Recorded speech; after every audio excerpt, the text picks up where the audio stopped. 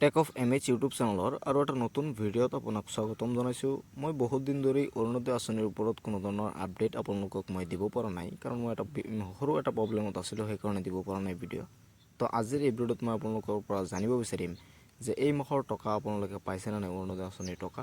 বহুতেই কমেণ্ট কৰিছিলে যে অৰুণোদয় আঁচনিৰ টকা কেতিয়া দিব। এই বিষয়ে মই ভিডিঅ' বনাইছিলোঁ। এই মাহৰ টকা কেতিয়া দিব বা কেনেকৈ পাব, কেতিয়া এই মাহৰ টকা আপুনি পাব পাৰে, এই বিষয়ে মই ভিডিঅ' বনাইছিলোঁ। আপোনালোকে হয়তো চাব পাৰে মোৰ চেনেলত আহি। কিন্তু মই বহুত দিন ধৰি অৰুণোদয় আঁচনিৰ ওপৰত ভিডিঅ' দিব পৰা নাই। মোৰ এক্সাম চলি থকাৰ কাৰণে মই ভিডিঅ'টো দিব পৰা নাই। গতিকে আপোনালোকে আজিৰ এই ভিডিঅ'টোত মোক কমেণ্ট কৰিবলৈ নাপাহৰিব যে এই মাহৰ টকা আপুনি পাইছেনে নাই।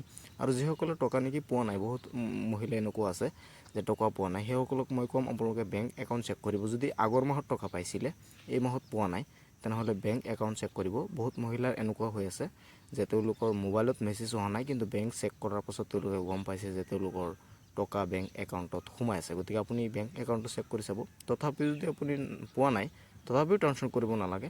আপুনি ব্লকত গৈ বা পঞ্চায়তত গৈ আপুনি যোগাযোগ কৰিলে আপোনাৰ যদি কিবা প্ৰব্লেম থাকে তেওঁলোকে নিশ্চয় চেক কৰি দিব। গতিকে যদি আপুনি পোৱা নাই, তেনেহ'লে এইটো কাম কৰিব পাৰে। যিসকলে নেকি অৰুণোদয় আঁচনিৰ টকা পাই গৈছে ইতিমধ্যে, তেওঁলোকে কমেণ্ট কৰিবলৈ নাপাহৰিব যে আপুনি এই মাহৰ যি টকা আছে 1250 টকা আপুনি পাইছেনে নাই। আজিৰ এই ভিডিঅ'টোত কমেণ্ট কৰিবলৈ নাপাহৰিব। আৰু লগতে আজিৰ এই ভিডিঅ'টোত মই আপোনালোকক জনাই দিব বিচাৰিম এটা সৰু ইনফৰমেশ্যন মই আপোনালোকক জনাই দিম। বহুতে কৈ আছে যে অৰুণোদয় আঁচনিৰ যি নতুন এপ্লাই হ'ব, অৰুণোদয় আঁচনিৰ 3 কাৰণে যি এপ্লাই হ'ব, সেই এপ্লাইৰ নেকি ডেট আহি গৈছে, বহুতে কৈ আছে। বা বহুতে বিভিন্ন ধৰণৰ ভিডিঅ' ইউটিউবত হয়তো মই দেখা পাইছোঁ বা আপোনালোকেও হয়তো দেখা পাইছে।